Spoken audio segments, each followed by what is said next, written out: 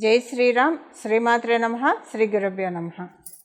2024 సంవత్సరం జూన్ నెల 9వ తారీఖు నుంచి జూన్ నెల 15వ తారీఖు వరకు ఈ వారం యొక్క గోచార గ్రహస్థితులు.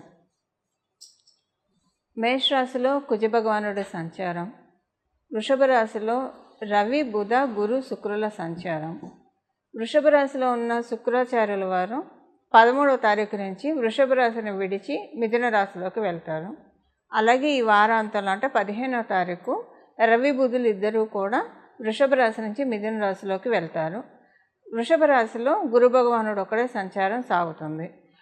అలాగే కేతు భగవానుడు కన్యా రాశిలో సంచారం, శనీశ్వరుడు కుంభరాశిలో సంచారం, రాహు భగవానుడు మీనరాశిలో సంచారం.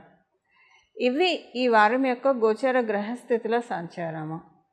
ఈ వారం ఉన్న విశేషాంశం ఒక్కసారి మనం చూద్దాము. ఈ వారం ఉన్న విశేషాంశము ఈ చతుర్గ్రహ కూటమి ఒక విశేషాంశం అనే ఈ చతుర్గ్రహ కూటమి ఒక విశేషాంశము.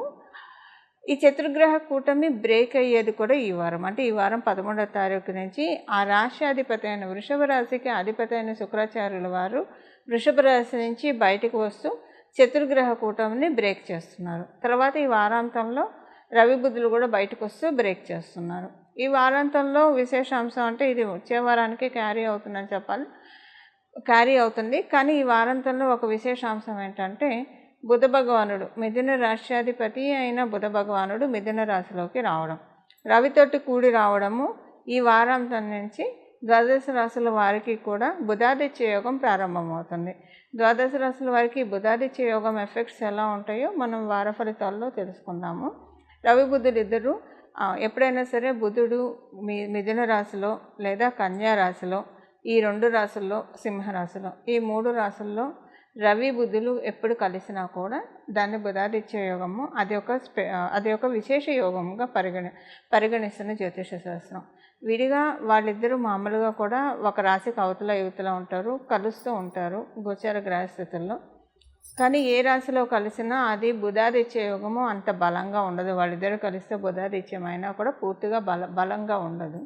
కానీ మిథున రాశిలో, కన్యా రాశిలో, సింహరాశిలో బుధాదిత్య యోగం చాలా మంచి ఫలితాన్ని ఇస్తుంది. ఈ వారం చివరిలో చోటు చేసుకోబోయే బుధాదిత్య యోగము ప్రత్యేకించి మీ జన్మ జాతకంలో మీరు పుట్టినప్పుడు కనుక రవి బుధులు మీకు మిథున కన్యా రాశుల్లో లేదా సింహరాశిలో కలిసి ఉంటే కనుక ఇది ఇంకా మంచి ఫలితాలను ఇస్తుంది. ఆ ఫలితాలు ఏంటి మనకి వచ్చే వారం ఎక్కువగా అప్లికేబుల్ అవుతాయి. బట్ ఈ వారం నుంచే కొంచెం ఆ సూచనలు కూడా కనిపిస్తాయి. మనం ఈ వారం యొక్క గోచర గ్రహస్థితులు మనం చూసాం కదా.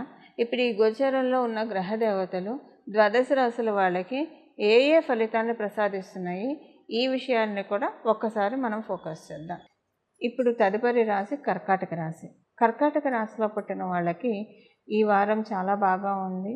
ప్రత్యేకించి ఉద్యోగస్తులకి చాలా బాగా ఉంది. మీరు కర్కాటక రాశిలో పుట్టిన, కర్కాటక లగ్నంలో పుట్టినా సరే ఉద్యోగస్తులందరికీ చాలా బాగా ఉంది. మీరు ఉద్యోగం దూర ప్రాంతాల్లో ఇప్పుడు మీరు ఏమన్నా బదిలీలకు అప్లై చేసినా అది అవుతుంది.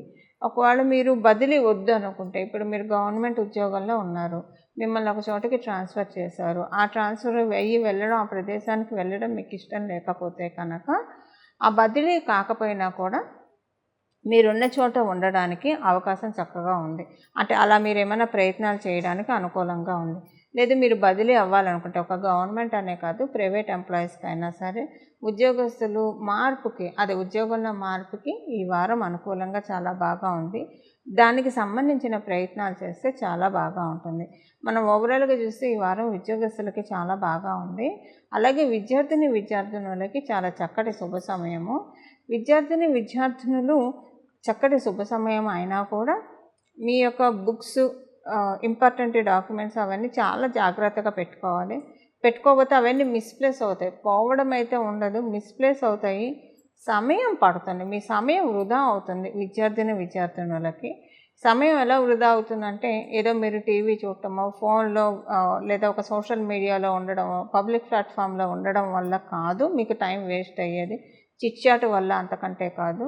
మీకు టైం వేస్ట్ అయ్యేది మీ బుక్స్ వెతుక్కోవడానికి లేదా మీ సర్టిఫికేట్స్ వెతుక్కోవడానికి, ఇలాంటి వాటన్నిటికీ మీ టైం వేస్ట్ అయిపోతుంది. అందువల్ల విద్యార్థులు అందరూ కూడా మీ బిలాంగింగ్స్ మీకు సంబంధించిన కాగితాలు కావచ్చు, బుక్స్ కావచ్చు చాలా జాగ్రత్తగా ఒక ప్లేస్లో పెట్టుకొని గుర్తుపెట్టుకోవడానికి ప్రయత్నించండి. అదొకటి మినహాయిస్తే విద్యార్థులకి ఈ వారం చాలా బాగా ఉంది. వ్యాపారస్తులకి ఈ వారం చాలా అనుకూలంగా ఉంది. వ్యాపారం చేసే వాళ్ళందరికీ కొంత ఇన్వెస్ట్మెంట్స్ డంపింగ్ చేస్తారు. మీరు వ్యాపారంలో కొత్త ఇన్వెస్ట్మెంట్స్ డంపింగ్ చేయడము, ఒకవేళ మీరు కొత్త ఇన్వెస్ట్మెంట్ పెట్టకపోయినా సరే వేరే రకంగా మీ బిజినెస్ ఎక్స్పాండ్ అయ్యే విధంగా కొత్త ఆలోచనలు, క్రియేటివ్ థాట్స్, ఇన్నోవేటివ్ థాట్స్ వస్తాయి. ఈ వారంలో వచ్చే థాట్స్ ఏంటంటే మీకు దైవబలం, కాలబలం గోచారంలో అధికంగా ఉండడం వల్ల మీకు వచ్చిన థాట్స్ అన్నీ కూడా మీరు ఆచరణలో పెట్టగలుగుతారు. ఆచరణలో ఎప్పుడైతే పెడతామో దాని ద్వారా ఫలితాలు కూడా అందుకుంటాం. కాబట్టి ఇలా ఈ విషయాలన్నింటిలో కూడా కర్కాటక రాశిలో పుట్టిన వాళ్ళకి కానివ్వండి లేదా కర్కాటక లగ్నంలో పుట్టిన వాళ్ళందరికీ ఈ వారం గోచార గ్రహస్థితులు ఈ చక్కటి ఫలితాన్ని మీకు అందించబోతోంది. ఇవి ఈ వారం యొక్క గోచర గ్రహస్థితులు ద్వాదశ రాశుల వాళ్ళకి ప్రసాదించే ఫలితాలు, మీ రాశి వాళ్ళకి ప్రసాదించే ఫలితము. అయితే పరిహారం ఈ వారం చేసుకోవాల్సిన పరిహారము. ఈ వారం సూర్యనారాయణమూర్తి ప్రసన్నతని చేరుకోవడానికి సులభమైన మార్గము. అంటే మీరేమన్నా ఆరోగ్య సమస్యలతో బాధపడుతుంటే, ప్రత్యేకించి రెస్పిరేటరీ ప్రాబ్లంతో ఎవరైతే బాధపడుతూ ఉంటారో, స్కిన్ ఎలర్జీతోటి, స్కిన్ ఇష్యూస్ తోటి ఎవరైతే బాధపడుతూ ఉంటారో వారికి ఈ వారం చేసుకోబోయే రెమెడీ చాలా చక్కగా ఉపకరిస్తుంది. కొంతమందికి పిగ్మెంటేషను, ఊరికే ట్యాన్ అయిపోతూ ఉంటుంది స్కిన్. ఇలాంటి ప్రాబ్లమ్స్ ఫేస్ చేస్తున్న వాళ్ళకి కూడా ఈ వారం చేసుకునే రెమెడీ, అంటే వచ్చే వారం కూడా సేమ్ రెమెడీ అప్లికేబుల్ చేయాలి, చేస్తే చాలా మంచి ఫలితాలు ఉంటాయి. ఆరోగ్యానికి సంబంధించిన ఇబ్బందులు ఏవైనా సరే త్వరితగతిన బయటపడడానికి ఈ బుధాదిత్య యోగం ద్వాదశ రాశుల వాళ్ళకి కూడా సహకారంగా ఉంది. ఇప్పుడు మనం చేసుకోవాల్సిన పరిహారం ఏంటంటే, అంటే మనం ఫలితాలు చూసాం, ఏ రెమెడీ అంటే ఏ ఫలితాలు, ఏ ఇబ్బందులు ఉంటే ఈ రెమెడీ చాలా బాగా పనికొస్తుందో, అలాగే ఆర్థిక పరంగా కూడా కొన్ని మంచి అనుకూలతను చూడటానికి చక్కటి అవకాశం ఉంటుంది.